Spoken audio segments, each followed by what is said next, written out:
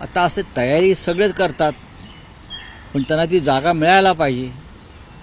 बरं, जागा त्यांची काही अजित पवार देणार नाहीत ना. शरद पवार असते तर कदाचित मिळाली असती. पण आता दिल्लीचे जे त्यांचे गुजराती नेते आहेत, पवार भुजबळांचे नवीन, म्हणजे अजित पवार आणि भुजबळांचे गुजराती नेते दिल्लीमध्ये आहेत, ते ठरवतील जागा द्यायची की नाही. यांच्या हातात काय आहे? ना शिंदेच्या हातात आहे ना अजित पवारांच्या हातात आहे. म्हणजे महाराष्ट्रामध्ये जागा वाटपाच्या वेळेला पूर्वी मातोश्रीवरच बैठका व्हायच्या आणि मातोश्रीवरूनच निर्णय घेतले जात होते.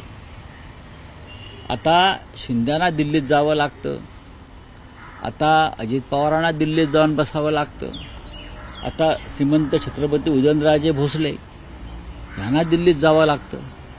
पण महाविकास आघाडीत असलेले छत्रपती शाहू महाराज यांचं तिकीट, यांची उमेदवारी आम्ही सगळ्यांनी मिळून महाराष्ट्रामध्ये त्याचा निर्णय घेतला.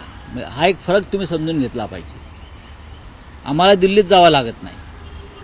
आमचं जागा वाटप आम्ही महाराष्ट्रात करतो. आम्ही मातोश्रीवर चर्चा करतो किंवा आम्ही माननीय पवार साहेबांच्या निवासस्थानी चर्चा करतो.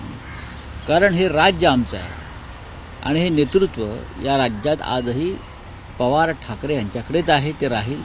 आम्हाला दिल्लीची गुलामी करावी लागत नाही.